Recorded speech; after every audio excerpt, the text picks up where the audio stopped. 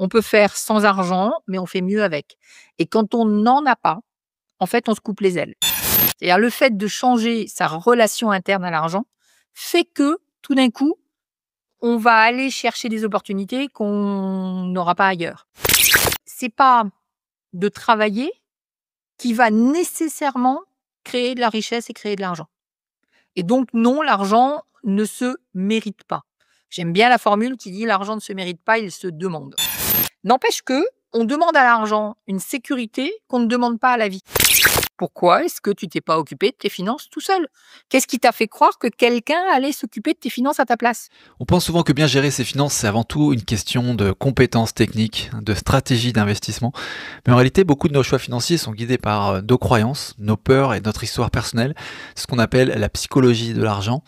Mon invité du jour, Nathalie Cariou, est coach en intelligence financière et psychothérapeute de formation. Depuis plus de 10 ans, elle aide les particuliers et entrepreneurs à dépasser la peur du manque, identifier leurs blocages et transformer leur relation à l'argent. Dans cet épisode, on va voir pourquoi notre rapport à l'argent est souvent paradoxal, quels sont les blocages les plus fréquents et comment faire de l'argent un outil de liberté plutôt qu'une source d'angoisse. Si tu veux d'ailleurs aller plus loin sur le sujet, Nathalie propose un défi pendant 5 jours du 16 au 21 septembre. Tu peux y accéder, y participer gratuitement en te rendant sur le lien investisseur avec un s40.com/défi 2025, DEFI 2025. Allez, sur ce, on plonge dans la psychologie de l'argent avec Nathalie. C'est parti.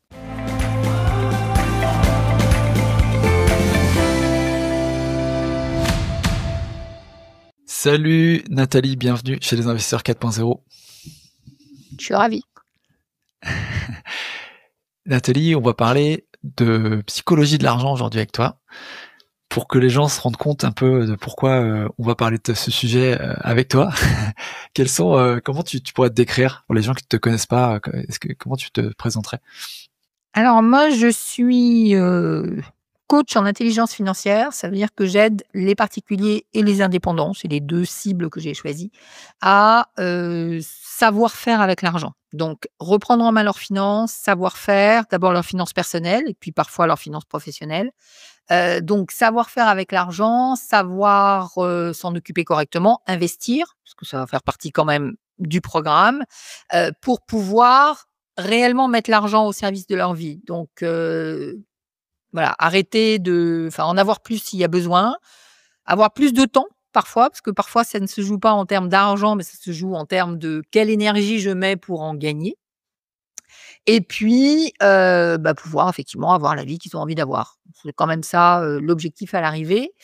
Qu'est-ce que je pourrais te dire d'autre par rapport à ça? Donc oui, effectivement, moi, quand je travaille sur l'argent, je travaille sur toutes les dimensions de l'argent. Donc aussi bien le concret, les investissements, la gestion, mais aussi le psychologique et même l'énergétique. Parce qu'effectivement, je me suis rendu compte que beaucoup de personnes s'empêchaient de faire ce qu'il fallait pour leur argent et avec leur argent, tout simplement pour des raisons psychologiques. Est-ce que, pour aussi te situer un peu de pourquoi tu es bien placé pour parler de ce sujet et tu expliquais ce que tu faisais, mais comment tu en es arrivé à cette activité encore aujourd'hui? Enfin, est-ce que tu peux nous emmener dans ton parcours, toi, dans ta relation à l'argent et d'investissement également, quoi? Alors, j'ai démarré mes premiers investissements, j'avais plus de 45 ans. J'avais 45 ans, donc un peu plus de 40 ans. Et jusque-là, je ne m'étais absolument jamais intéressée aux investissements et jamais intéressée à l'argent au niveau perso, c'est-à-dire à mes finances personnelles. Je vivais exactement comme tout le monde, à savoir que, je gagnais de l'argent, sauf que j'étais indépendante. Donc ça veut dire que j'ai eu des très gros hauts et des très gros bas. Mais, donc je gagnais de l'argent que je dépensais, que je payais mes impôts et que, je finissais à la fin du mois pour plein de raisons en me disant: «Bon sang, où il est passé mon argent?» Donc ça a été mon programme pendant 20 ans. J'ai changé de travail plusieurs fois. J'ai d'abord été, conseillère en marketing, j'ai été ensuite psychothérapeute, donc la psychologie fait partie quand même de mon ADN.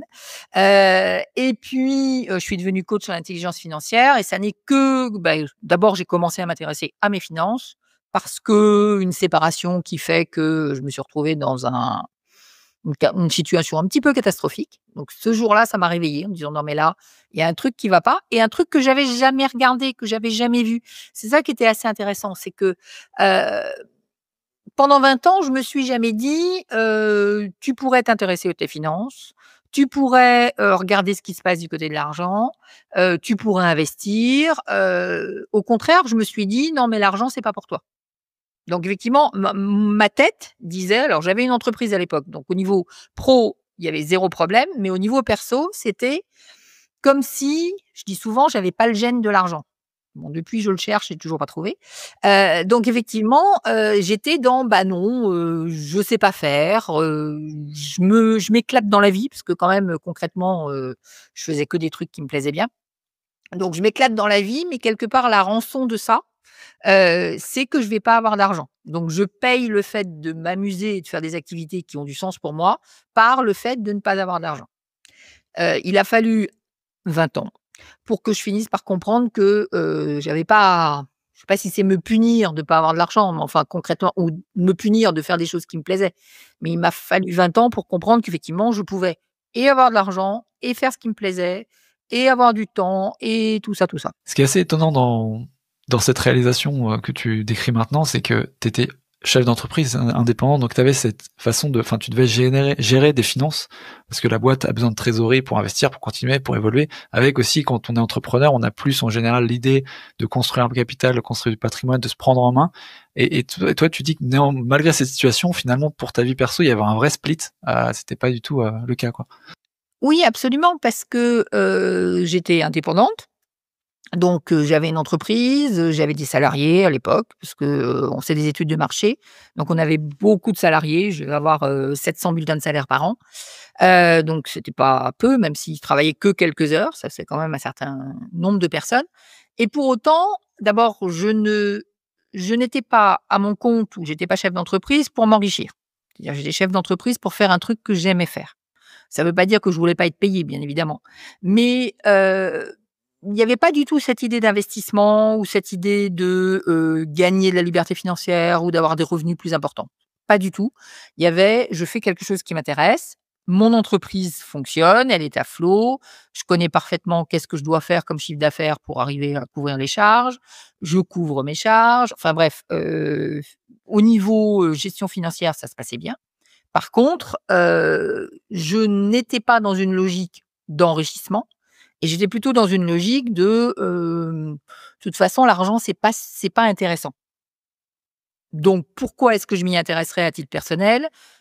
Parce qu'en fait, c'est pas intéressant et puis plein de choses, autour de, les riches, sont des méchants, sont des matérialistes, ils ont aucune spiritualité. Ils sont pas du tout artistes et puis à l'époque, effectivement, c'était quelque chose qui prenait beaucoup de place dans ma vie. Je faisais beaucoup de chants lyriques, donc c'était quand même quelque chose qui était très, très présent.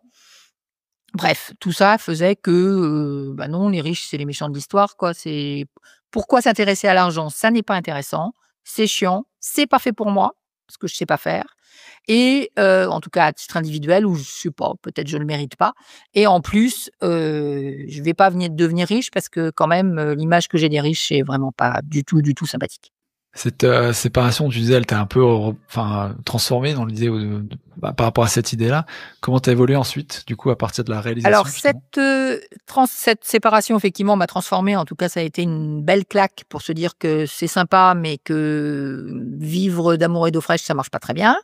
Qu'effectivement, il fallait que je me sépare de mon conjoint, que je déménage, que je trouve, un appartement pour vivre avec ma fille et que concrètement, j'avais pas les moyens, ne serait-ce que de payer la caution. Enfin, c'est en tout cas, j'avais pas, 3 fois, le fameux 3 fois le loyer qu'on allait me demander en revenu.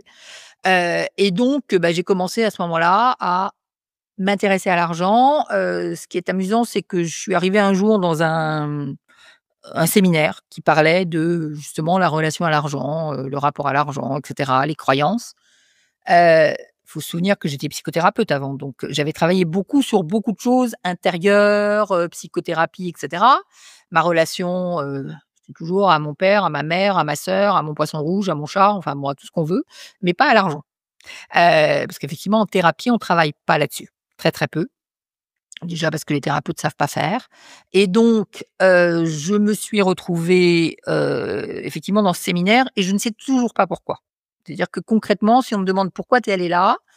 Je pourrais presque dire que mon inconscient m'a guidée vers ça en me disant, «Faudrait que tu y ailles», ou parce que j'avais du temps, ou parce que la personne qui faisait ce séminaire était sympathique.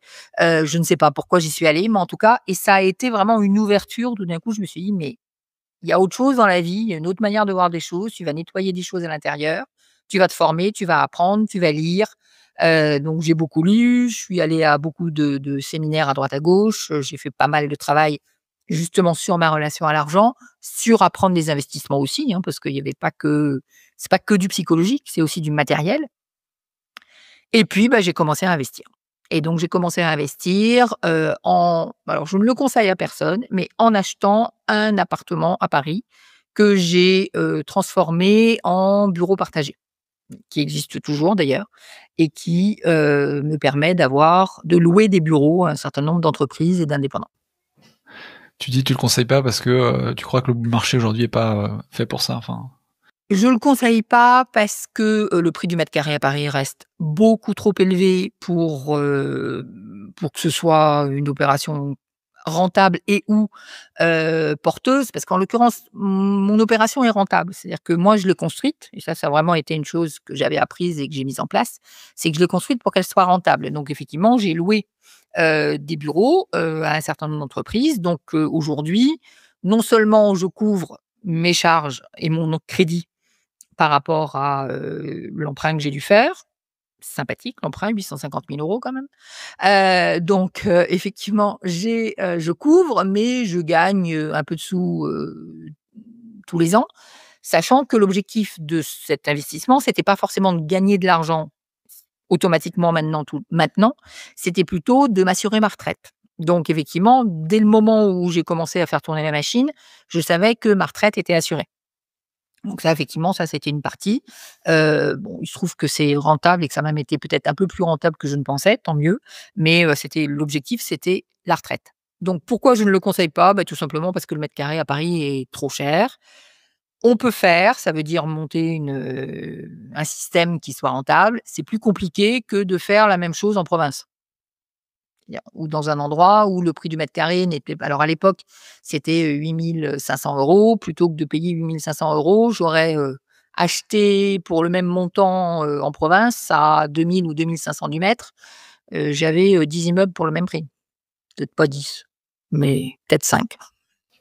D'accord, mais en tout cas, enfin, tu le regrettes pas, effectivement, c'était bien, comme Donc je première ne approche, regrette pas pour plusieurs raisons. D'abord parce qu'effectivement, ça va quand même m'assurer ma retraite, que, forcément, il y a eu quand même une plus-value hyper importante sur Paris. Donc si je regarde en termes de plus-value, mais ça, la plus-value, je dirais que c'est le bonus. C'est-à-dire que c'est, voilà, c'est pour moi, je me suis jamais dit: «Tu vas acheter, maintenant et le prix va monter et c'est bien parce que tu as acheté 1 million et tu vas revendre 1,8 million». Non. Mais ça pourrait être la cerise sur le gâteau. Donc voilà, je ne regrette absolument pas, mais je ne le conseillerais quand même pas. Est-ce que quand tu as eu cette réalisation, tu as fait ce premier investissement, est-ce que derrière, tu as eu tout de suite cette envie enfin, de continuer à faire des investissements pour toi, assurer toi, finalement ton indépendance financière, dans cette optique-là où tu as commencé à aider les gens justement à mieux comprendre leur relation à l'argent, plutôt dans du coup une optique plus entrepreneuriale là-dessus?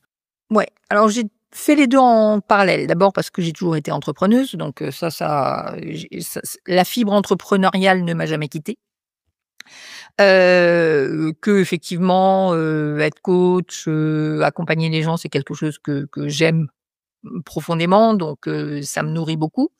Donc j'ai construit d'ailleurs un programme, à l'époque qui était uniquement en présentiel. J'ai commencé à travailler sur internet en 2012, donc c'était, 2-3 années après avoir acheté. Mais effectivement, donc j'ai acheté cet appartement. J'ai, complété pour moi avec, une sous-location professionnelle, donc une sous-location où j'ai là aussi fait un centre, médical, paramédical. Donc là qui effectivement, était, parfaitement pour moi, rentable, très intéressant. Et puis j'ai commencé à accompagner effectivement, soit en présentiel, soit sur internet.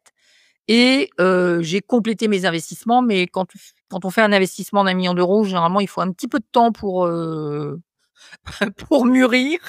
Après, il faut faire des travaux. Après, il faut se dire: «Bon, alors, OK» et puis, concrètement, peut-être alors donc j'ai dû faire d'une part, cet investissement, ensuite mettre en place une sous-location qui était aussi une grosse sous-location. C'est-à-dire que j'ai toujours travaillé sur des gros ensembles.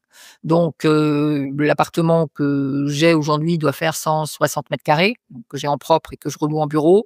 Celui que j'avais en location, sous-location.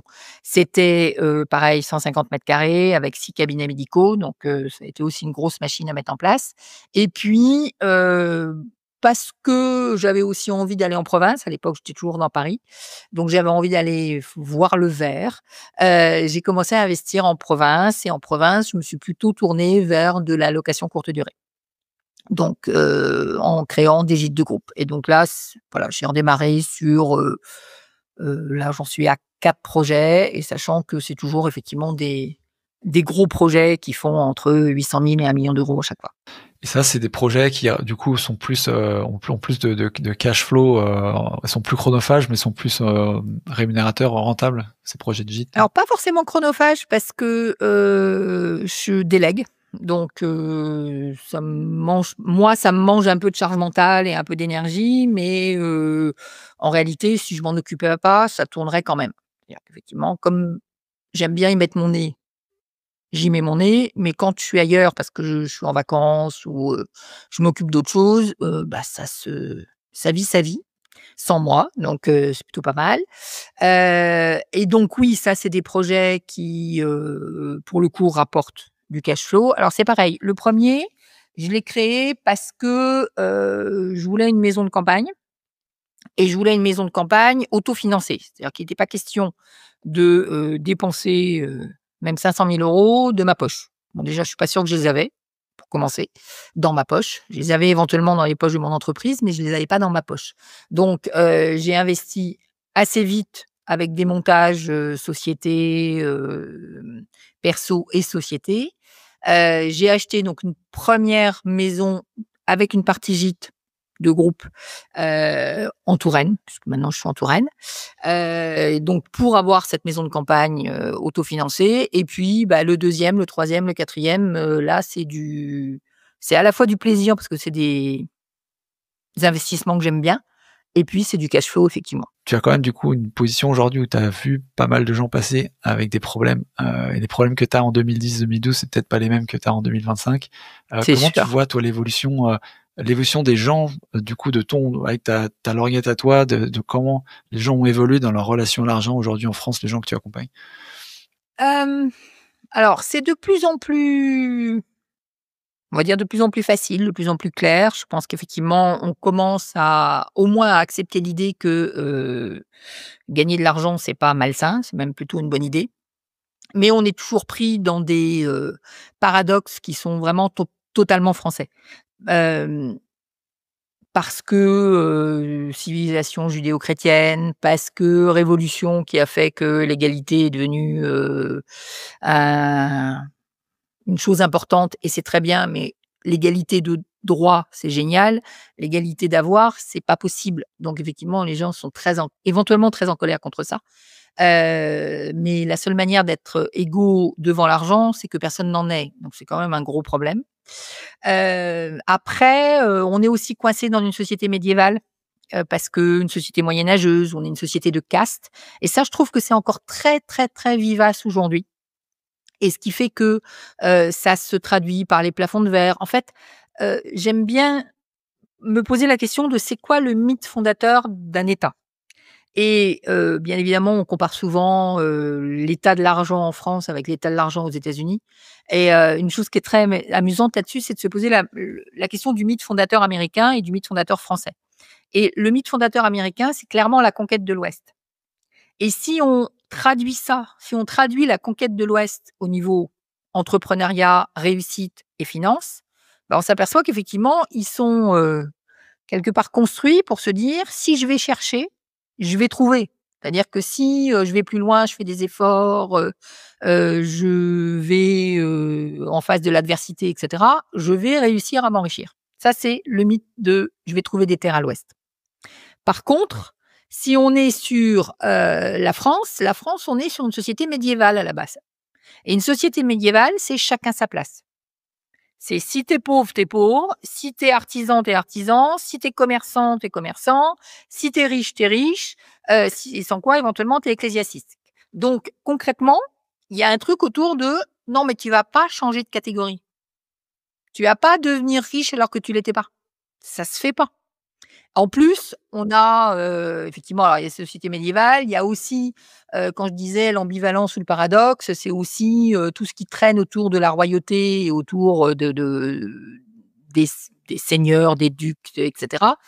La noblesse en France, enfin, c'est pas le roi qui avait l'argent, c'était les nobles qui avaient l'argent et donc les nobles avec l'argent et on a une espèce d'ambivalence en disant: «Je vais montrer», donc je me fais des beaux châteaux et cetera, signe extérieur de richesse et d'un autre côté, je montre pas parce que jalousie, parce que le roi va me les piquer, parce qu'on en a quand même renvoyé pas mal, expulsés des frontières en disant: «Non mais moi je garde l'argent et toi tu vas aller voir ailleurs».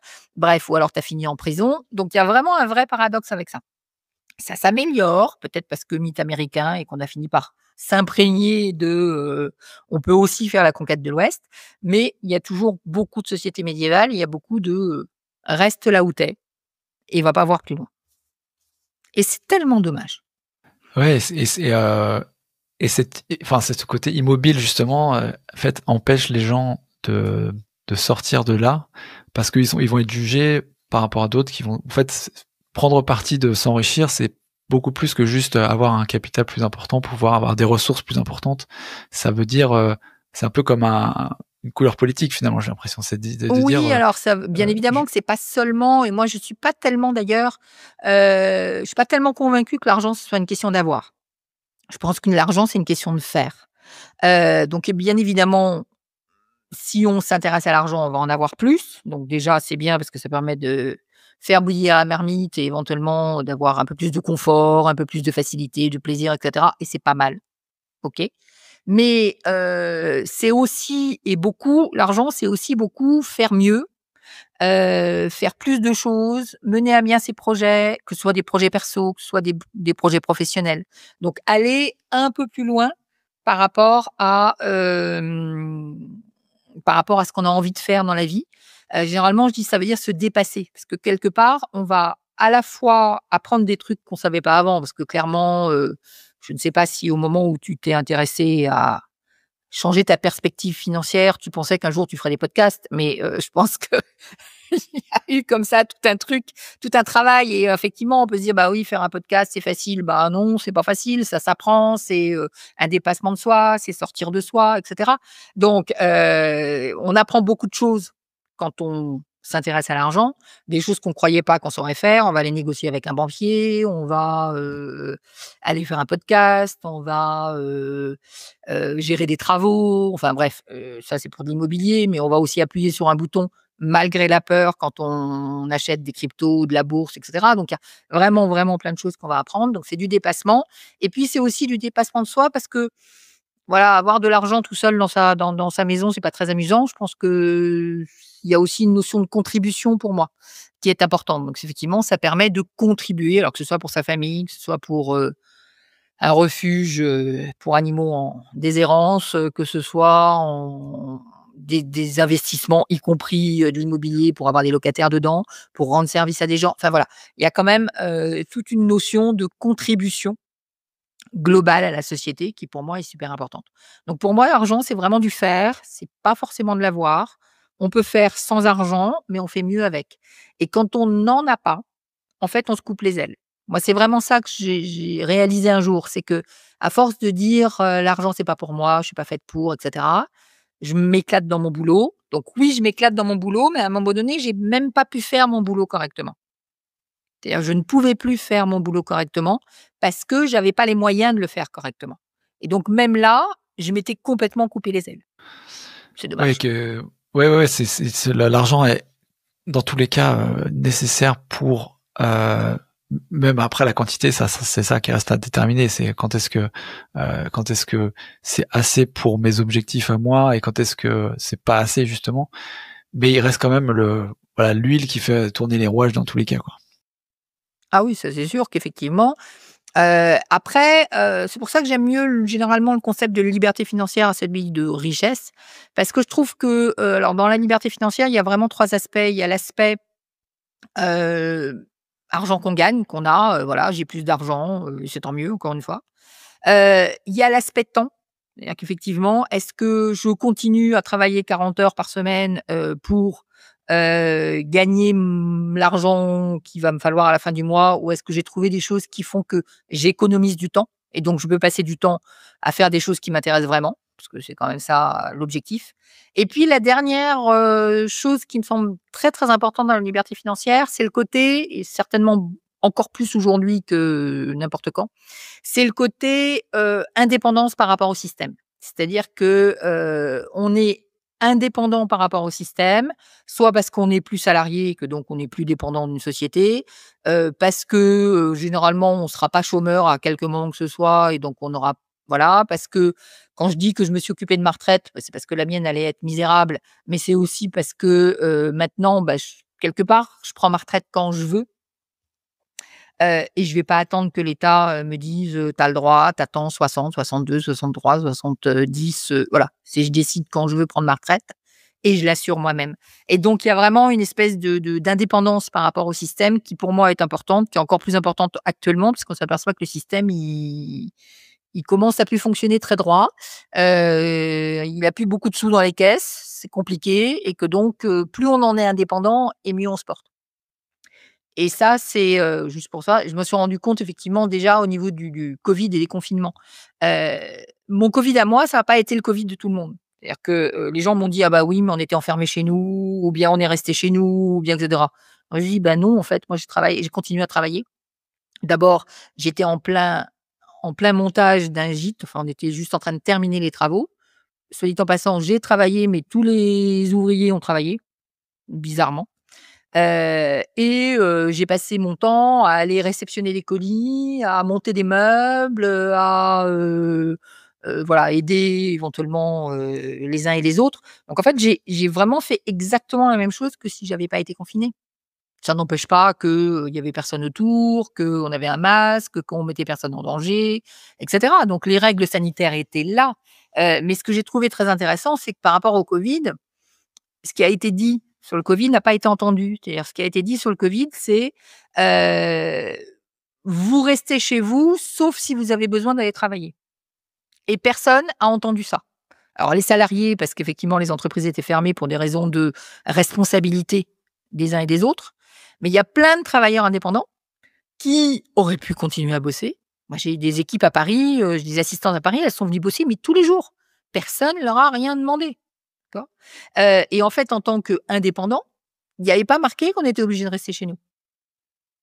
Moi, par exemple, j'ai ma alors on a eu pas beaucoup de locations, c'était des locations un peu spéciales et cetera. Mais, quand ma gestionnaire de gîte, elle s'est fait arrêter 50 fois par les flics, à chaque fois, ils lui disaient: «Beh, vous allez où?» Bah, elle dit: «Je vais bosser». Et quand effectivement, on lui disait: «Mais, quand même, pourquoi vous êtes pas chez vous?» Elle dit: «Bah, parce que personne va me payer». C'est-à-dire concrètement, si je ne travaille pas, personne ne va payer ma facture, donc il faut bien que je paye, il faut bien que je travaille et c'était un autre monde. Donc c'est ça qui est intéressant parce que c'est là où j'ai vraiment touché du doigt comment on est dépendant d'un système ou pas. Et tu veux dire que c'est un petit peu pareil avec la relation avec l'argent, c'est le fait qu'on on a l'impression qu'on s'autorise pas finalement à aller plus loin que ce qu'on nous impose. Un peu aussi dans les systèmes de casse aussi où en fait, bah, tout vient de haut, et donc si on nous dit: on travaille pas, on se remet pas en cause. Et tu veux dire que c'est peut-être un peu pareil dans la relation avec l'argent, on s'autorise C'est pas ça. à aller plus loin? OK, ouais. Alors c'est intéressant effectivement parce que la plupart des limites, enfin trop souvent les gens se disent: «Bah, comment je fais pour, investir?» Bon, c'est une question, il faut avoir les connaissances. Clairement, ça fait partie du jeu. Mais ces connaissances ou ces opportunités ou cette manière de voir, en réalité, on les a quand on change son regard sur l'argent. C'est-à-dire le fait de changer sa relation interne à l'argent fait que, tout d'un coup, on va aller chercher des opportunités qu'on n'aura pas ailleurs. J'ai discuté avec une personne hier qui me dit, «Je suis allée voir mon banquier, c'est quand même génial, mon assurance vie était à 2,5%. Là, il m'a vendu des obligations d'entreprise et maintenant, je vais être à 3% ou 3,5». Non. La réponse est: «Tu t'es fait avoir par le banquier». Désolé. Parce qu'effectivement, a priori, c'est pas formé et cetera. Effectivement, moi, quand j'ai un banquier qui me dit: «Tu vas gagner du 3,5», je lui dis: «Bah non, non, hein, on va aller faire autre chose, on va regarder ça autrement, peut-être travailler ensemble, mais autrement». Bref, mais ça, c'est des choses parce que je suis formée, mais aussi parce que j'ai changé mon rapport à l'argent et dans ces changements, ce que je trouve intéressant, c'est qu'il y a, 2-3 blocages qu'on retrouve quasiment systématiquement. Il y a un blocage qui est que les gens ont tendance à considérer que si je gagne de l'argent, si tu gagnes de l'argent, ça veut dire qu'il y a quelqu'un qui en perd. C'est-à-dire comme si le monde de l'argent, c'était un monde à somme nulle. C'est-à-dire que si quelqu'un gagne, l'autre perd. En réalité, par rapport au XVIIe siècle, je ne sais pas combien de fois on a multiplié la richesse mondiale. Je n'ai pas le chiffre en tête, mais concrètement, on est beaucoup plus riche mondialement aujourd'hui qu'on était riche au XVIIe siècle. Donc c'est bien qu'à un moment donné, il y a eu une création, quand je dis 17e, 18e, 19e, enfin, et cetera. Il y a eu une création de richesse à un moment donné et donc non, on n'est pas sur les uns gagnent quand les autres perdent. Donc ça, c'est vraiment une chose. Il y a une deuxième chose, qui empêche absolument de réussir quelque part, c'est de penser que l'argent se mérite. Ça, c'est quelque chose qu'on trouve très, très souvent.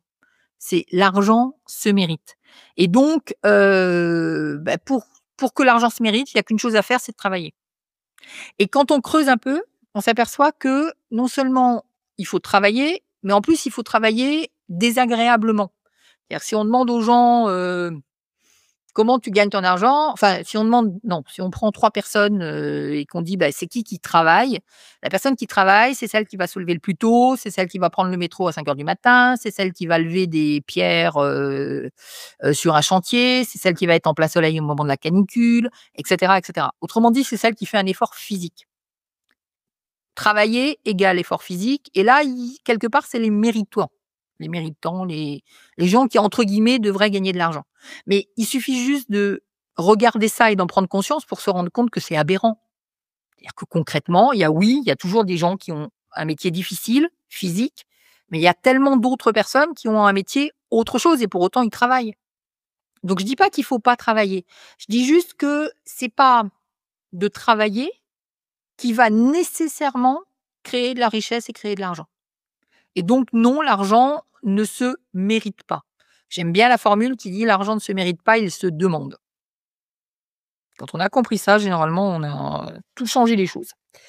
Et puis, il y a une troisième chose qui fait qu'on a du mal avec l'argent des fois. Après, il y en a plein d'autres, hein, mais c'est les 3 qui me viennent. Ce sont les fidélités familiales. Donc effectivement, moi, quand je travaille aussi en psychogénéalogie pour ça, parce qu'on a tendance à être fidèle à sa famille, par exemple. C'est-à-dire que si vous êtes dans une famille, qui a toujours eu du mal avec l'argent, qui a été pauvre, qui a été ouvrier, c'est compliqué de dire justement ce dont on parlait tout à l'heure, c'est-à-dire changer de caste, c'est dire: «Je vais quitter ça et peut-être je vais me séparer ou je vais plus être tout à fait pareil qu'eux et je vais rentrer dans un autre monde». C'est compliqué. Sauf qu'on n'est pas obligé d'être fidèle à 100 à toute sa famille. On peut être fidèle à des valeurs et pas à la situation financière, par exemple. C'est pas je ne suis pas infidèle à ma famille parce que j'ai fait des choses au niveau financier qu'ils n'ont jamais fait. J'ai investi, ils n'avaient jamais investi. J'ai toujours une famille qui a pas investi, hein, donc toujours dans une famille qui a pas investi beaucoup ou pas du tout. Je pense qu'on est 2 au niveau des cousins-cousines à avoir, un peu explosé les choses, aussi bien en entrepreneuriat qu'en investissement. Tout le monde doit nous prendre pour des ovnis, mais on est toujours des membres de la famille. Ils nous aiment bien quand même. Ouais. Non, mais c'est sûr, mais c'est vrai que je comprends et c'est vrai que c'est assez rare quand même. J'ai l'impression que, enfin, j'entendais qu'il y avait des statistiques, on a plus de chances de, enfin, que quand deux frères en fait, et si l'un est grand, l'autre est un peu plus, enfin, qu'il y en a un très grand et un petit, voilà, génétiquement, c'est assez rare en fait en termes de stats. Et il y a des stats qui est sorti sur ça aussi, sur la, on va dire le succès ou pas financier de deux frères, et que un réussisse beaucoup et l'autre pas en fait sur la vision à l'argent. C'est très très difficile aussi. Donc il y a vraiment cette cellule familiale, c'est compliqué. Et tu touches du doigt un truc vraiment important parce que beaucoup d'auditeurs, je sais, me disent, voilà, moi je veux notamment faire partie de groupes ou quoi, au mastermind ou quoi, parce que justement, j'ai pas auprès dans mon entourage de gens à qui parler de choses qui moi m'intéressent, tu vois, d'investissement, Ça, quoi. c'est clair. C'est-à-dire qu'effectivement, alors déjà, oui, c'est que c'est compliqué quand on est sur un chemin et que les gens sont pas sur le même chemin d'en parler. Moi, j'ai toujours considéré que, j'en ai parlé que quand j'étais si ce n'est là où je voulais parce que c'est pas il y a pas de fin, mais j'en ai parlé, quand j'avais réussi des choses. C'est-à-dire que j'en ai assez peu parlé, avant. Heu, il y a des membres de ma famille auxquels j'en ai jamais parlé parce que de toute façon, ils comprennent rien. Alors des fois maintenant, ils viennent un peu disant: «Non mais tu as l'air de t'y connaître». Ben, ouais, un peu quand même. Mais c'est voilà, parce qu'ils ont pas envie d'entendre. Donc et c'est pour ça qu'effectivement dans une famille, on a peu de chances d'avoir, 2 frères, ou un frère, une sœur qui soient, très, très différents au niveau financier, tout simplement parce que, l'apprentissage familial est le même, normalement à peu près, et que donc peut-être on n'a pas entendu parler d'argent quand on était petit, peut-être que c'était tabou, peut-être que, moi dans ma famille on était fonctionnaires et donc l'argent c'est magique, ça arrive tous les jours, on ne sait pas comment. Voilà, c'est personne n'en parle, c'est pas un truc qu'on n'investit pas. Voilà, concrètement, c'est pas un truc qu'on investit. Donc il y a effectivement toute une culture de l'argent qu'on n'a pas. Éventuellement, il y a des freins aussi parce qu'on hérite des croyances de nos parents. Donc quand, les parents nous répondent, je sais pas moi, «L'argent ça pousse pas dans les arbres». Voilà. Bah, on vous répète ça à longueur de journée, au bout d'un moment, vous êtes convaincu que ça marche pas. Moi, ça un jour, j'ai dit à ma fille, j'ai dit ça à ma fille, bon, qui avait quand même écouté pas mal de trucs que j'avais racontés. Et puis un jour, elle me dit, petite anecdote, elle me dit, «Je veux aller à l'Aqua Boulevard». Il faut savoir l'Aqua Boulevard, elle allait avec 3 copines, c'est elle qui payait, il y en a pour entre 50 et 100 € par personne pour la journée. Bon, c'est sympathique et donc je lui dis: «Non mais attends, je ne fabrique pas les billets de 50» ou je lui dis: «Non mais comment enfin je ponds pas les billets de 50», un truc comme ça. Elle me répond: «Ah bon? Bah, je croyais que tu fabriquais l'argent». Concrètement, elle avait complètement intégré le message. Donc elle était pas en mode, je vais dépenser et de toute façon ça compte rien voilà, je dépense, je dépense, je dépense. Mais à un moment donné, elle me dit: «Bah, tu m'as dit qu'a priori, l'argent ça se fabriquait». La réponse est oui. Donc du coup, elle est allée à l'Aqua Boulevard à mes frais. Ouais. Quand on parle d'intelligence, enfin d'éducation financière, enfin d'intelligence financière, hem, ce que je trouve assez, frappant, mais tu me diras, c'est le fait qu'en fait, j'ai l'impression que enfin c'est très, hem, en fait, il y a pas une méthode pour avoir une meilleure relation avec l'argent, c'est très propre à chacun et c'est très psychologique. On peut être, j'ai l'impression académiquement, tu vois, être, profil ingénieur très câblé et être très mauvais avec son argent. Pour autant, on peut se dire, bah, pourtant il est éduqué, il a eu les meilleures formations et tout, mais il n'a pas la relation avec l'argent qui permet de l'attirer cet argent à lui, alors que Mmh. quelqu'un d'autre va l'avoir parce que on est vraiment sur l'affect, sur le relationnel, sur comme tu dis le bagage émotionnel, familial et autres. Euh, donc il y a c'est ça, je trouve, qui est complexe et qui fait qu'en fait, on peut pas se résoudre, j'ai l'impression, la relation avec l'argent des gens, en un coup de baguette magique ou en un type d'instruction. Tu vois, t'entends souvent, bah, les intérêts composés, ça marche et tout, mais Ouais, c'est un travail, personnel qui demande quand même un peu d'énergie. Ensuite, effectivement, il y a quoi? Il y a forcément toutes les croyances, sociétales, culturelles, religieuses qui rentrent en jeu. Déjà, c'est une première couche. Ensuite, il y a forcément les croyances de la famille qui rentrent en jeu. C'est-à-dire que tout d'un coup, on va vous dire: «Ah bah oui, mais bon, bon la famille, elle croit tel ou tel truc, elle nous a imprégné de tel ou tel truc». Ensuite, il y a, qu'est-ce que nous on a décidé, c'est-à-dire nos expériences. Est-ce qu'on a revisité? Est-ce qu'on n'a pas revisité? Est-ce qu'on s'y est intéressé ou pas? Donc dans tous les cas de figure, il y a vraiment plein de couches différentes. C'est pas parce qu'on est ingénieur que ça marche, c'est pas parce que, on est, sans éducation que ça marche non plus. C'est-à-dire qu'il y a aucun lien entre l'éducation et la capacité à, gagner de l'argent ou à être, financièrement libre, et cetera. Ça n'a vraiment mais zéro rapport et alors c'est plutôt une bonne nouvelle parce que ça veut dire que, quel que soit le moment où on commence, il y a pas de rapport avec l'âge, clairement. Quel que soit le moment où on démarre, heu Il suffit juste de choisir et de trouver la bonne méthode. Ça a pas non plus de rapport avec le genre, femme ou homme, ça marche pareil. Enfin, ça marche pareil. Ça peut marcher dans tous les cas. Donc c'est ni la situation de départ, ni l'âge, ni le genre qui font que ça marche ou ça marche pas, ni l'éducation. C'est vraiment une question de, prise en compte personnelle, de se rendre compte à titre personnel, d'avoir envie d'abord de s'y intéresser. Des personnes qui continuent à me dire: «Non mais, moi je veux pas». OK. Donc alors là par contre, personnellement, j'en fais pas du tout un cas de bellis, je sais pas quoi là, comment on dit? De casus bellus, bref, on s'en fiche, de cas de se battre. C'est pas mon problème. C'est-à-dire que concrètement, tu veux pas, tu veux pas. Hein, c'est je n'oblige personne. D'ailleurs, c'est assez amusant parce que généralement, c'est plutôt des personnes qui, ont pas d'argent et qui seraient plutôt en mode, heu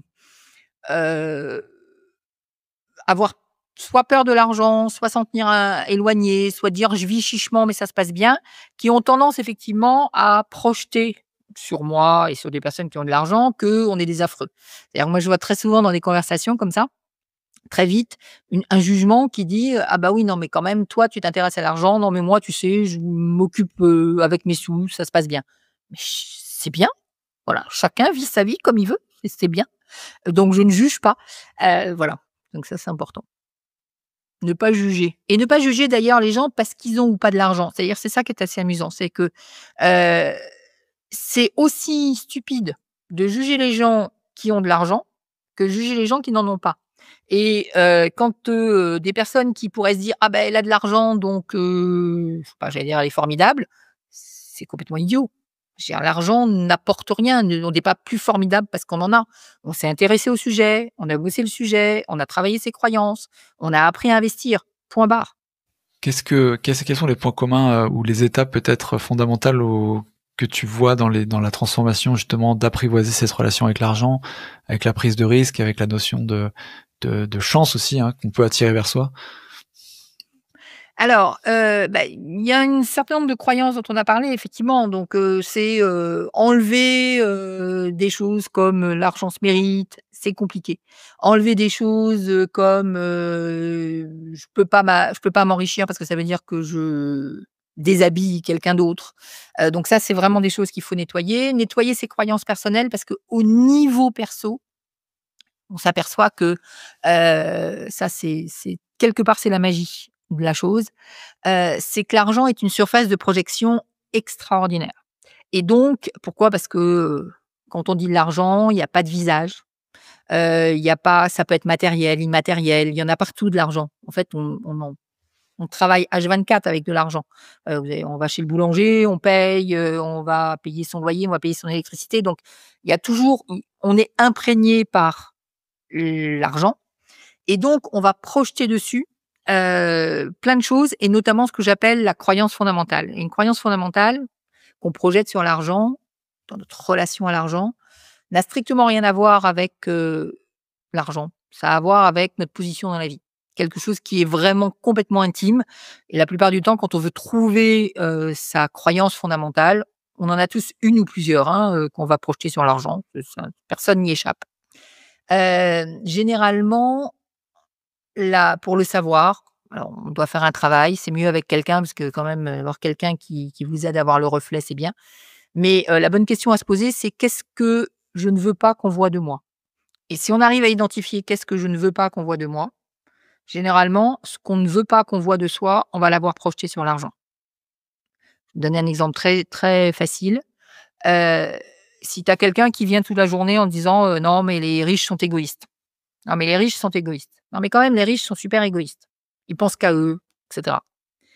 Il y a une chance, allez, 9 chances sur 10, qu'il ne veut pas qu'on dise de lui qu'il est égoïste. Autrement dit, il s'est coupé de cette partie-là parce que tout le monde est égoïste, hein, je vous le dis, voilà. Tout le monde est égoïste des fois. Puis tout le monde, est généreux des fois. Ça dépend des cas et cetera. Et en fait, comme l'égoïsme a été perçu comme quelque chose d'extrêmement négatif, dans une famille, et cetera, et ben, on va couper l'égoïsme en disant: «Je ne serai jamais considéré comme égoïste. Donc moi, je ne suis pas égoïste, mais c'est les riches qui sont égoïstes. Bien connu, c'est eux, c'est pas moi». Et ça, c'est ce qu'on j'appelle la croyance fondamentale. Ça, c'est un travail à faire, qui est, complètement libérateur de millions de choses. Parce que, en fait, quand on ne veut pas être égoïste, ça veut dire que généralement, on empêche tout le monde de vivre, au nom de notre non-égoïsme. Heu, donc des fois, c'est mieux de le redevenir et de laisser de la liberté aux autres. Ça, c'est l'éternel, problème psychologique, humain et cetera. Donc ça, c'est quelque chose à faire. Après, dans le domaine de l'argent, il y a un autre gros, gros, gros truc à travailler, c'est la peur de manquer. Et ça, la peur de manquer, très souvent dans des programmes sur l'argent, je vois beaucoup de choses. Il y a beaucoup de choses qui sont traitées, les croyances sont traitées, bien évidemment l'investissement est traité. Mais la peur de manquer, assez peu. Parce qu'en fait, d'abord parce que ça se travaille, un petit peu à chaque fois, que ça revient, parce que voilà, des fois on fait pas attention et pouf, ça nous retombe sur la figure. Et la peur de manquer, c'est quoi? C'est, alors un des symptômes, c'est avoir envie d'aller, de gagner de l'argent vite et sans rien faire. Si on a envie de gagner de l'argent vite et sans rien faire, généralement, il y a des chances que la peur de manquer soit derrière. C'est-à-dire que comme j'ai peur de manquer, il faut que je gagne très, très vite pour pouvoir, ne plus être dans le manque et à ce moment-là, je vais me précipiter sur n'importe quelle arnaque qui se promène. C'est très dangereux. Donc effectivement, un des travails à faire sur l'argent, ça consiste à ce que j'appelle muscler sa conscience d'abondance. C'est-à-dire travailler sur le fait que oui, tu es dans l'abondance, tu es en sécurité, que tu aies de l'argent ou que tu en aies pas et que donc tu peux lâcher cette peur de manquer. Un jour, j'ai une personne qui est rentrée qui rentrait de Thaïlande, je crois, quelque chose comme ça, qui m'a expliqué que, hem, il avait acheté une fausse montre, Rolex, à 10 €. Mais que quand même le vendeur lui avait proposé à 20 et qu'il était super content parce qu'il avait réussi à négocier à 10. Ça, c'est la peur de manquer. Et là, on se dit: «Non, sérieux, voilà. Tu es content, tu as une fausse Rolex, tu as largement les moyens de la payer 20 €. Peut-être que c'est pas le prix du marché et que tu te fais avoir, mais concrètement, ça va pas t'empêcher de vivre et tu es en train de passer 2 heures à négocier le machin pour que tu l'aies à 10 et que tu l'aies pas à 20». Et là, clairement, il y a quelque chose qui est une énergie qui n'est pas bonne. Et cette peur de manquer, tu l'associes toi à un comportement du coup plus, risqué et ce qui est assez étonnant parce que moi j'ai pas mal j'ai en tête des profils de plutôt en mode fourmi qui accumulent petit à petit pour toujours avoir un matelas qui sert finalement à C'est de aucun la peur de objectif. manquer. Voilà, mais qui ont pas ce comportement que tu évoques de dire, vouloir Ils vont en rapidement fait, gagner de c'est l'argent, tu vois? ils vont, serrer alors quand on est dans cette peur de manquer, on va serrer la vis au max. Généralement, on est plutôt en mode fourmi, on a le matelas, on essaie d'économiser, on peut être rapia, perçu à l'extérieur comme étant, un peu près de ses sous. Donc ça, c'est un truc et puis il y a un moment donné, il y a quelqu'un qui va arriver avec une promesse, qui va être une promesse mirobolante et cette promesse mirobolante, elle va toucher une autre partie, mais qui, est associée, ça va être notre avidité naturelle. Et on a tous envie d'avoir plus. Et donc d'un côté, j'ai peur de manquer, de l'autre côté, il y a cette avidité qui est pas du tout maîtrisée parce qu'on n'a pas travaillé dessus, parce que, on n'a pas regardé le fameux, «Je te le négocie de ma montre à 10 € au lieu de 20 là». On n'a pas travaillé dessus et donc il va se passer quoi? Il va se passer que la promesse est tellement belle que je vais sauter dessus. Je vais donner l'exemple d'un client. J'ai un client qui a très bien fonctionné, on travaillait ensemble, il a très bien fonctionné, il était fonctionnaire, il a quitté le fonctionnariat, il a créé un centre de loisirs avec, des cabanes, dans le Poitou. Donc, il a, une entreprise qui fonctionne, donc un centre de loisirs qui fonctionne, pas tout à fait autant qu'il voudrait et surtout, même si il fonctionne bien en fait, il a quand même toujours peur de manquer. C'est-à-dire qu'effectivement, tout d'un coup, il regarde, il voit que sa trésorerie est basse ou alors il pense que son chiffre d'affaires est insuffisant même si quand la trésorerie est haute. Bref, ça lui fait plein d'angoisse. OK. Et il y a quelqu'un qui est venu avec, probablement un peu de crédibilité, mais en lui disant: «Tiens, tu vas investir, dans un système, qui n'existe plus», donc je peux le citer, qui s'appelle Omega Pro, qui était un système, mais on ne peut plus, pyramidal, pourri, tout ce qu'on veut. Facile, crypto d'un côté, marketing de réseau de l'autre. C'est pas que l'un soit pas bien et l'autre soit pas bien, mais les 2 associés, ça commence à faire un peu ardos. Et ben, même si on avait travaillé ensemble, même s'il était en train de construire sa boîte, même s'il avait les moyens dans les mains de créer de l'argent et il s'en sort très, très bien, à un moment donné, il a dû donner 20 000, 30 000 ou 40 000 balles à la personne qui est venue le voir. Parce qu'à ce moment-là, il était dans l'angoisse de oui, mais ma trésorerie, je ne sais pas, etc. Et donc, il a lâché. Il y a un truc qui a lâché brusquement. Et il est allé dépenser un peu de sous dans un truc où il ne reverra pas les sous. Et c'est pas forcément grave. Ouais, non, c'est ça aussi, c'est intéressant quand tu dis c'est pas forcément grave, parce que ça me fait dire aussi que on a souvent cette pensée aussi que on fait une action et c'est terminé, tu vois. On n'a pas le droit à l'erreur par rapport à notre relation à l'argent, c'est trop important. Et alors que pour plein d'autres domaines, on se l'accorde le droit à l'erreur. Mais Ouais. Ça, c'est la relation au risque. Je trouve ça très intéressant parce que concrètement, je t'apprendrai rien en disant que la vie, c'est quand même super risqué. Déjà, tu vas mourir un jour. Quand même, en termes de risque, tu me diras, c'est sûr. Mais bon, OK. Tu sais pas quand, donc ça fait partie du risque. Tu manges, tu peux t'étrangler. Tu traverses la rue, tu peux te faire écraser. Tu te fais piquer par je sais trop quoi, tu peux te faire, piquer par un scorpion et mourir, voilà. Bref, il y a plein de dangers dans la vie qu'on ne considère absolument pas tous les jours, heureusement, parce que si on se levait tous les matins en se disant: «Bon sang, je risque de mourir d'ici ce soir, ça va pas bien se passer». N'empêche que on demande à l'argent une sécurité qu'on ne demande pas à la vie. C'est-à-dire on vit tous les jours en étant tranquille que oui, on pourrait se faire renverser par une voiture et que oui, on va essayer d'éviter. Donc on va traverser au feu vert pour les piétons et pas rouge, voilà. Et en réalité, pour l'argent, on fait pas du tout ça. Pour l'argent, on dit: «Il faut que ce soit sûr à 100. Ben non, et on peut faire exactement comme pour, se faire écraser. C'est-à-dire on peut dire: «De la même manière que je pourrais me faire écraser, mais je vais mettre des protections, bah, pour l'argent, je pourrais éventuellement perdre de l'argent», et encore une fois, c'est pas grave, parce que c'est pas mortel, pour le coup. Mais, vais mettre des protections, et donc les protections, c'est de savoir-faire, c'est d'apprendre, et cetera, et donc je fais attention. Mais pour autant, je prends des risques. Parce que sans quoi je traverse plus jamais et je sors plus jamais de chez moi, quoi. Donc, dans ce cas-là, effectivement, et il y a des gens qui font ça avec leur argent. Ils vont le laisser sur un compte, courant parce que, là, il est là. Il pousse pas, il fait rien, mais il est là. Voilà, et souvent aussi parce que, l'idée, c'est que enfin, ils ont dans l'idée que, si on perd de l'argent, on va mourir. Mais en réalité, non. Perdre de l'argent, c'est pour ça que je dis, ce monsieur qui a perdu peut-être 20 ou 30 000 €, bon, bah, d'accord, il est pas content. OK. Mais pour autant, il est pas mort.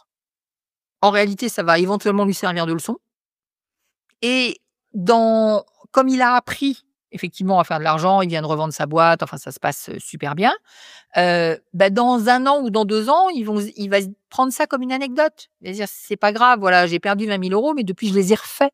Je les ai recréés, et puis l'argent, c'est un truc magique, ça se crée». Donc, OK, on en perd, on essaye d'éviter parce que c'est pas agréable, mais ça se fait. je pense que c'est plus facile dans un contexte, encore une fois, d'entrepreneur dans le mindset, que pour quelqu'un qui est plus en profil justement salarié. Et encore une fois, je fais dans les gros traits parce que salarié, tu peux avoir un esprit entrepreneur et être Absolument. salarié, mais le C'est pas le salarié, je te profil parle de salarié, celui, c'est le profil, ouais. c'est soit entrepreneur, soit investisseur. C'est plus le profil investisseur. C'est-à-dire qu'à partir du moment où j'apprends à créer de l'argent et où effectivement, et derrière, il y a une question de responsabilité personnelle. C'est-à-dire, si j'ai pris la responsabilité de mon argent. C'est pour ça que le premier bouquin que j'ai écrit s'appelait, «Prenez la responsabilité de vos finances». Parce qu'à partir du moment où effectivement, on est responsable de sa situation financière, on ne va même si on est salarié, et ça change rien du tout, on ne va plus remettre, notre situation financière dans les mains de quelqu'un d'autre. Ça veut dire que, on est salarié, on est payé, on passe du temps, on est payé, c'est tout à fait logique. Mais, par contre, le truc qui compte, c'est qu'est-ce que je fais après? C'est maintenant que j'ai été payé, c'est super, c'est normal parce que j'y ai passé du temps. Donc ça, c'est le deal. Le deal du salarié, c'est j'échange du temps contre de l'argent. C'est un deal, c'est OK, c'est très, très bien. Mais une fois que c'est fait, maintenant je fais quoi de mes finances? Et en fait, la plupart des gens ont lâché ça. C'est-à-dire que alors on les a aidés, hein, parce qu'on leur a expliqué qu'il y aurait la retraite, il y aurait le chômage, il y aurait machin, il y aurait bidule, enfin bon, bref, et cetera. Donc on a quand même bien aidé à ce que les personnes ne soient pas responsables d'eux. C'est-à-dire qu'ils disent: «Non mais c'est bon, j'ai fait ma part, j'ai bossé mes 40 heures, maintenant inch'Allah, je pars en vacances, tout va bien». Non, non, tu pars en vacances si tu veux, mais concrètement, c'est à ce moment-là que ça commence et à partir du moment où on a compris ça, tu disais dans les étapes, mais dans l'étape 1, c'est ça quoi, c'est comprendre ça. À partir de ce moment-là, on va effectivement comprendre ça, on va commencer à s'intéresser, on va commencer à regarder des trucs, on va travailler sur ses croyances quand elles bloquent, c'est clair.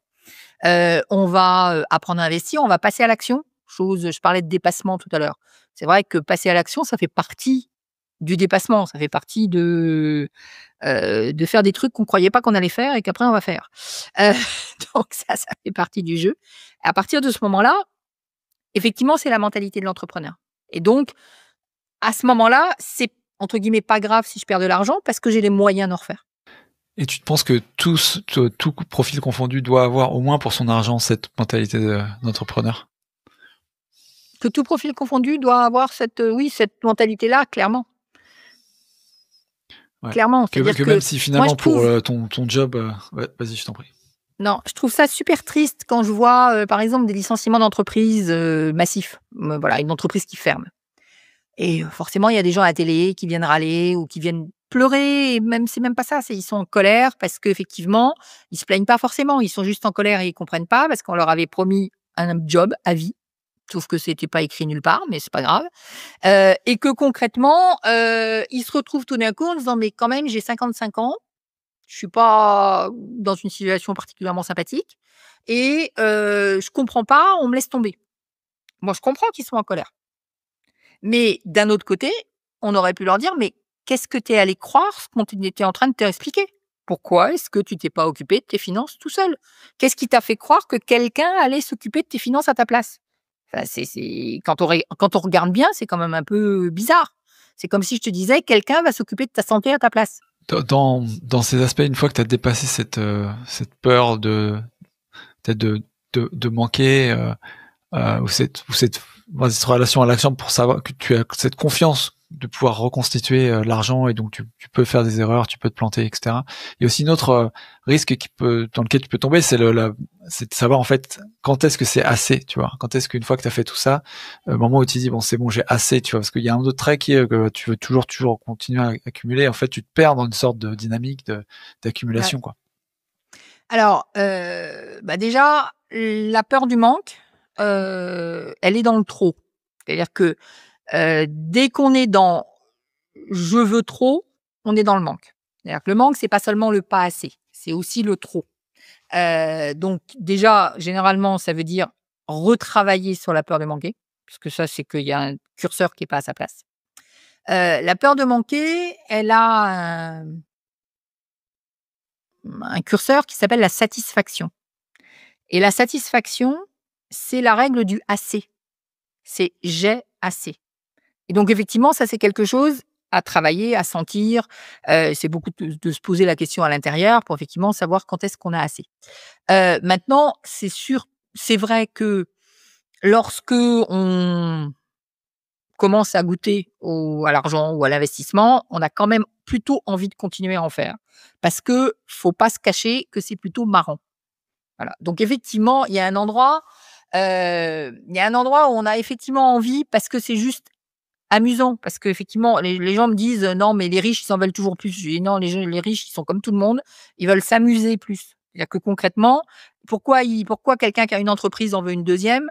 Parce que il va apprendre des trucs avec l'entreprise, ça va lui permettre de se développer, il va, être challengé, peut-être intellectuellement, peut-être, bon, peu importe et d'ailleurs éventuellement au niveau aussi de, je prends des risques et je gagne et c'est quand même sympathique. Voilà, donc forcément, que ce soit pour acheter un immeuble ou une maison ou un n'importe quel bazar, ou bien que ce soit, pour créer des entreprises ou que ce soit, pour investir en bourse, quel que soit l'investissement et le véhicule qu'on utilise. Pourquoi est-ce qu'un riche continue à le faire? Bah, parce que ça l'amuse et parce que ça l'intéresse. Bon, après, heu, clairement, alors peut-être j'ai quelques années de plus que toi maintenant, aujourd'hui, moi je suis plutôt, je vais pas dire freinée pour investir, mais concrètement, j'aime bien l'immobilier et je me dis: «Mais pourquoi tu vas racheter de l'immobilier?» Et donc, il y a un moment donné où, en fait, on s'arrête quoi qu'on veuille. Pourquoi est-ce que je vais racheter de l'immobilier aujourd'hui? Est-ce que j'ai besoin de plus d'argent? Et en fait, petite parenthèse, mais des fois, je dis aux gens: «Vous avez de la chance, vous avez pas assez d'argent». Parce que quand on en a, pourquoi tu te lèves le matin? Pourquoi tu vas te lever le matin si tu as tout l'argent dont tu as besoin? Qui arrive autrement qu'en allant bosser, hein, on est bien d'accord, parce que là, à ce moment-là, tu es obligé d'aller bosser. Mais quand tu as suffisamment d'argent ou qu'il arrive de manière automatique, moi, c'est le cas avec mes gîtes, par exemple, que je travaille ou pas, j'aurais de quoi largement assurer mon train de vie. Est-ce que, justement, j'ai vraiment, entre guillemets, «quelle est ma bonne raison pour me lever le matin», quoi? Donc il y a vraiment un truc, là-dessus qui se retourne. Donc déjà, quand on a de l'argent, ben, pourquoi est-ce que j'irais investir davantage alors que globalement, j'ai déjà des sous? Deuxièmement, donc je vais pas acheter, par exemple, un bien immobilier pour gagner plus. Ça m'intéresse pas plus. Je pourrais me dire: «J'aime bien l'immobilier, donc je vais acheter un autre bien immobilier», sauf qu'à côté de ça, je regarde qu'il y a quand même de la gestion à faire, il y a quand même du locataire, ou alors il y a de la courte durée, ou alors il faut gérer un gestionnaire. Enfin bref, il y a quand même quelques petites choses qui sont, un petit peu embêtantes. Donc je me dis: «Bon, est-ce que vraiment j'ai envie?» Et puis à un moment donné, tu te dis: «Mais à quoi ça sert d'avoir, par exemple, je sais pas moi, 10 biens ou 20 biens», ou moi c'est des grands, mais enfin bon, 4 biens immobiliers. À quoi ça sert? Tu as pas 4 postérieurs pour les mettre dans 4 endroits différents. Donc concrètement, ça sert à quoi? Donc oui, pour t'amener des revenus, mais à partir du moment où tu as les revenus que tu veux, à quoi ça sert d'aller plus loin? Donc ça peut être choisir d'autres choses, faire d'autres choses, trouver d'autres solutions. Donc là, aujourd'hui, je suis en train de réfléchir parce que quand même, j'aime bien ça. Donc je suis en train de juste me poser des questions. Mais tout ça pour dire que oui, il y a entre guillemets «une limite». Donc je me pose des questions en me disant: «Bah, tu peux peut-être tu vas faire de l'achat-revente, parce que ça va m'amuser, et puis qu'après j'ai pas la gestion, donc déjà c'est bien. Peut-être que, je vais, investir en co-investissement avec, quelqu'un, donc ça me rapportera un peu de sous, mais par contre j'aurai pas les inconvénients». Voilà, donc quelque part, il y a plein de solutions autres à trouver, mais il y a des limites. À un moment donné, la limite, elle arrive. Il faut avoir, ouais, complètement rempli son train de vie avec ces ressources-là, et pas les mettre aussi en jeu, parce qu'il y a aussi ce risque-là quand tu commences à avoir assez pour couvrir tes besoins.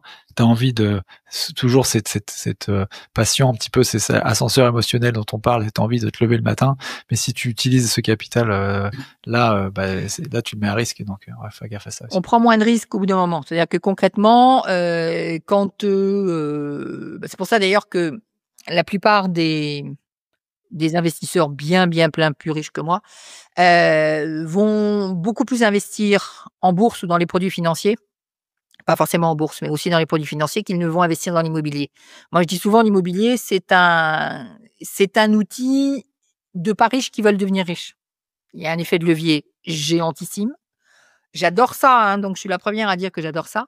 Mais concrètement, dès que la surface financière est très, très, très importante, encore une fois beaucoup plus, que la mienne, heu, on n'a plus forcément envie de «s'embêter» entre guillemets avec, de l'immobilier qui est de la pierre, où ça reste qu'il y a des choses matérielles, et que donc on préfère placer son argent de manière immatérielle et avec zéro friction. Parce que l'immobilier, c'est des frictions à plein d'endroits. Si je mets mon argent, ne serait-ce que dans un compte à terme, qui va pas me rapporter beaucoup, mais quand même, et ben, j'ai zéro friction. Ouais, ouais, Donc c'est sûr. oui, plus on est riche et moins on moins on prend de risques et moins on aime les frictions. Est-ce qu'il y a quelque chose qu'on a oublié sur ce thème-là, de justement qui te vient à Oui, l'esprit? est-ce que ça te va si on cause un peu des femmes? Ouais, bien sûr. Parce qu'il y a quand même beaucoup d'investisseurs, alors peut-être que d'ailleurs tu as plus d'investisseurs hommes que d'investisseurs femmes dans ton podcast, je ne sais pas. C'est le Mais il y a cas, peut-être ouais, un peu de ouais. femmes qui sont perdues, on sait jamais. Oui, aussi. Aussi, ou alors des messieurs qui se demandent pourquoi est-ce que, on dit que les femmes s'intéressent beaucoup moins à l'investissement.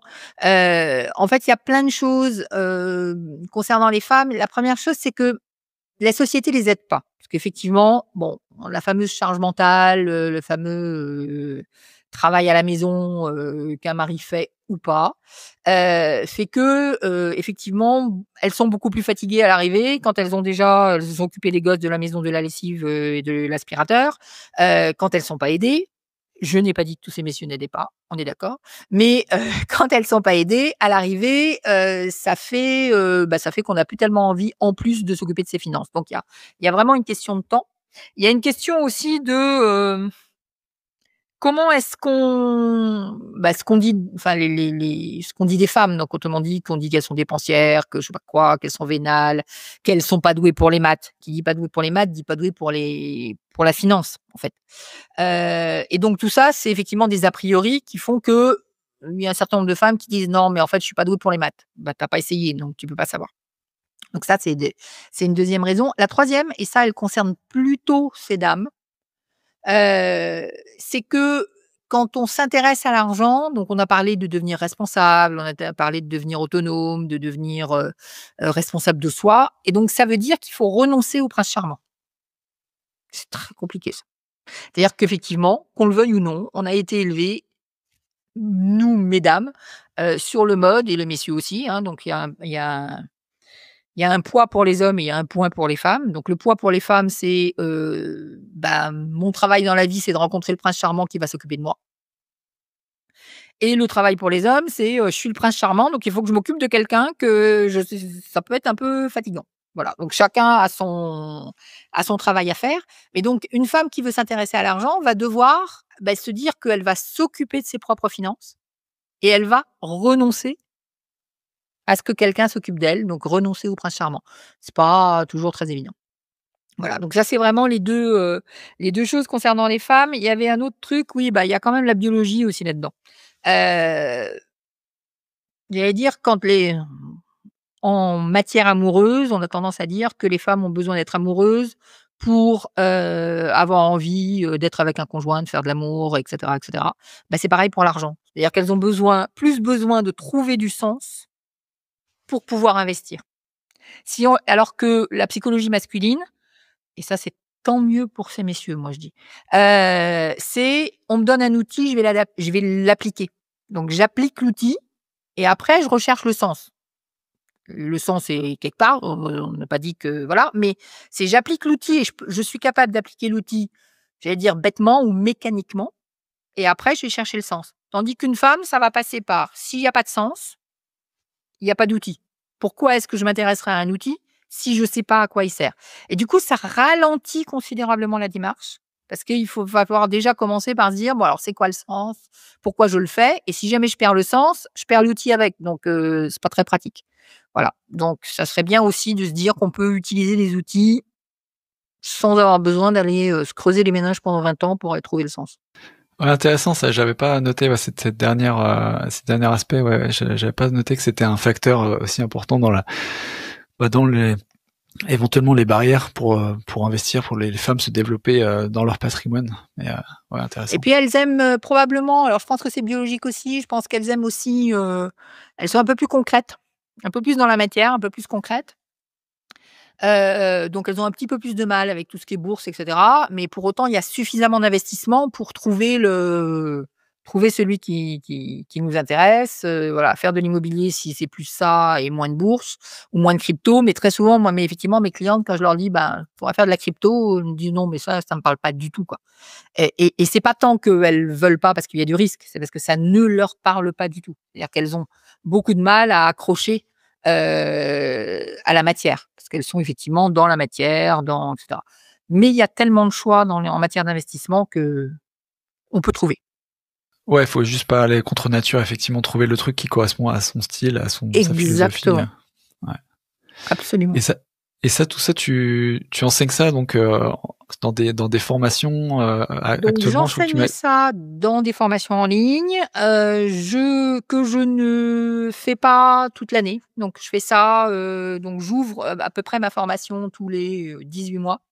Pas très souvent. Prochainement, je vais effectivement avoir une réouverture, et avant cette réouverture, ce que je fais, c'est, un défi qui s'appelle le défi Richesse et Liberté, qui est un défi en ligne. Donc on fait ça chez soi, normalement on est à peu près tranquille, et qui va avoir lieu en septembre. Donc pour ceux qui nous écoutent, et si vous voulez aller voir ce qui se passe, Je pense que tu mettras le lien dans la description. Sachant que c'est un défi qui est complètement gratuit, qui est très, opérationnel. Donc, avec effectivement, des défis tous les jours, des choses à faire tous les jours et on redécouvre, on retravaille un petit peu de la relation à l'argent, on redécouvre effectivement l'univers des investissements, on reparle de valeurs nettes, par exemple. Donc il y a plein de choses, extrêmement concrètes. Moi, c'est ce que j'apprécie, il y a pas que moi d'ailleurs dans ce défi, c'est que, on est sur, en fait, reprendre en main ses finances. Donc ça, c'est vraiment l'étape 1 et puis après pour ceux qui voudront, continuer quand ils ont envie de continuer, effectivement, j'apprends les investissements, enfin, on travaille plus en profondeur. Bien évidemment, le défi dure, 5 jours. Donc en 5 jours, il est évident qu'on va pas révolutionner la planète, mais il y a des gens qui ont quand même drôlement bien réussi à révolutionner leur vie, et leurs finances. D'ailleurs, des fois, je me dis: «Mais comment ça se fait?» Tu vois? Tu te dis, «Comment ils ont réussi en 5 jours de temps à, changer autant de choses?» alors que, voilà, ils ont juste écouté, ils ont appliqué, ce qui est déjà une très, très belle chose. Et puis après, bah, il y a des personnes qui veulent continuer avec moi et donc oui, je les accompagne et puis il y a des personnes qui ont déjà bien travaillé avec ce défi et qui, font une pause et puis qui vivent leur vie. Quelles sont, Nathalie, toi, tes ressources, les ressources que toi tu utilises ou que tu trouves particulièrement bien pertinentes par rapport à ces sujets qu'on a élaborés aujourd'hui? Qu'est-ce que, je vais faire par rapport à ça? Alors, plus ça va, plus je vais chercher, des contenus qui sont relativement des contenus, précis. Donc, alors ça peut être, des podcasts, ça peut être, des lectures. Je trouve que, on a beaucoup parlé effectivement de psychologie de l'argent, de croyances et cetera. Il y a un autre aspect de l'argent que j'aime beaucoup, c'est tout ce qui est, réflexion, je dirais politique ou réflexion économique. C'est-à-dire effectivement, donc là, je vais, moi, aller sur des livres qui, permettent de réfléchir sur, l'économie, le monde, comment tout ça, ça se passe. Et puis, il y a toujours la notion d'accompagnement qui est aussi importante là-dedans. Donc ça peut être, en ce qui me concerne, un mastermind ou ça peut être, effectivement ce type de ressources parce que et tu le disais tout à l'heure, ça permet de discuter avec des personnes qui, ont les mêmes problématiques, qui parlent le même langage. Donc moi, j'adore effectivement, les masterminds où je vais aller, pendant, 5 jours au soleil. Donc en fait, c'est des vacances avec des gens intelligents à qui j'ai envie de parler. Voilà, c'est à peu près ça et effectivement, j'aime bien partir en vacances avec des gens intelligents avec qui j'ai envie de parler. Ça pourrait être plus ouais, ça pourrait être plus désagréable, quoi, complètement.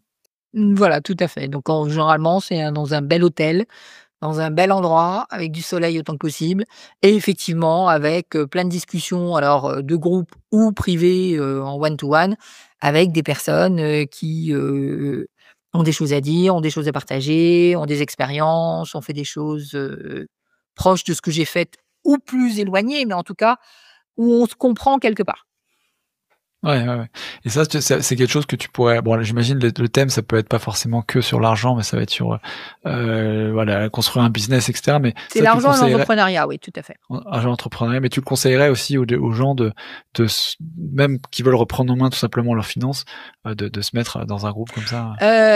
Oui, alors je pense que pour que ce soit intéressant, de toute façon, bah, généralement, ce type de groupe de mastermind est, rarement gratuit. Il faut avoir un petit peu de sous pour se le payer. C'est un beau cadeau à se faire. C'est quand même effectivement, un élément de croissance qui est, extraordinaire. Et puis c'est voilà, c'est à partir du moment où c'est je me paye des vacances intelligentes, ben, c'est je me paye des vacances, donc je me fais ce cadeau-là. Et moi, je le conseille vraiment à toute personne qui commence sérieusement à s'intéresser à la démarche ou qui, peut-être a commencé à investir ou qui se pose vraiment des questions ou qui veut aller, heu, voilà, un débutant qui, va avoir, ses finances dans le rouge, je dirais non. Quelqu'un qui commence à, travailler sur sa relation à l'argent, sur les investissements, qui découvre, peut-être que c'est pas encore nécessaire. Mais par contre, dès qu'on est dans le bain, qu'on commence effectivement à être imprégné de la chose, ça va être un magnifique booster, soit pour créer son business, pour créer son entreprise, pour développer ses investissements, pour créer des entreprises, des holdings, des machins, des trucs et en savoir un peu plus sur les montages de sociétés parce que ça, c'est un peu mon dada, mais ça, c'est vraiment, voilà, la fiscalité, c'est un truc super drôle, contrairement à ce qu'on pense. Moi, j'adore. C'est un truc super drôle et où il y a plein de choses à faire et c'est très, très créatif, en fait. C'est pas que ce soit super drôle, c'est que c'est super créatif. C'est dès qu'on touche à la fiscalité, on est sur des choses et les montages de société, on est sur des choses extrêmement créatives. Donc ça, c'est pour moi, c'est génial. Voilà et donc il y a plein à apprendre. Donc c'est ça qui est chouette pour les personnes qui veulent encore une fois, ça part de: je deviens responsable de ma vie financière. Je deviens responsable de ma santé financière. Et à partir du moment où on est responsable de sa santé financière, bah oui, on réfléchit à qu'est-ce qu'on veut faire dans la vie, on réfléchit à comment on investit, on se dit qu'on va partir en vacances avec des personnes qui ont des choses à dire, et cetera, et cetera. Donc tout cool. Et comme tu disais par rapport à la fiscalité, on peut être donc riche et créatif, qui était un peu Oh ta que oui. première peur au début.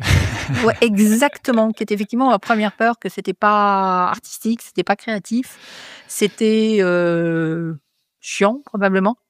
Et j'avais une cliente d'ailleurs qui m'avait dit ça un jour, qui m'avait dit: «Non mais alors» à la sortie d'un séminaire, elle dit: «Moi je croyais que l'argent c'était, barbant, mais en fait, non, hein. On s'est quand même, drôlement amusé pendant tout le séminaire». Bah ouais, c'est pas barbant du tout. Sans quoi, ça veut dire que tous les riches seraient ultra, maso. C'est-à-dire que concrètement, ils continueraient à investir rien que pour s'embêter la vie. C'est pas possible. Ils investissent parce que c'est sympa. Super, merci beaucoup Nathalie. Où est-ce qu'on peut te joindre, les gens qui veulent te joindre en direct? C'est quoi le principal canal? Alors, Instagram, très bien, Nathalie Cariou. Mon podcast, Libre d'être riche, pour ceux qui sont habitués au podcast. Également, sur mon site internet qui s'appelle laréussite.fr où effectivement il y a un hebdo qui sort, notamment tous les dimanches où j'essaie effectivement d'avoir un hebdo, une réflexion, sur l'argent, sur, les investissements, sur, voilà, et cetera.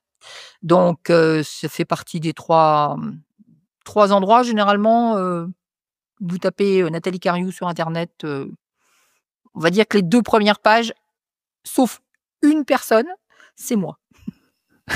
Ok, il y a une intrus là, attention quand même. Il y a Ouvrez une l'œil. intrus. Alors si vous avez un bouquin sur l'agriculture, c'est pas moi. Bon, on est prévenu. Top, merci beaucoup Nathalie. Avec grand plaisir. À J'espère très que ça bientôt. aura Salut. appris des choses à des gens ou en tout cas fait réfléchir. Clairement. À bientôt.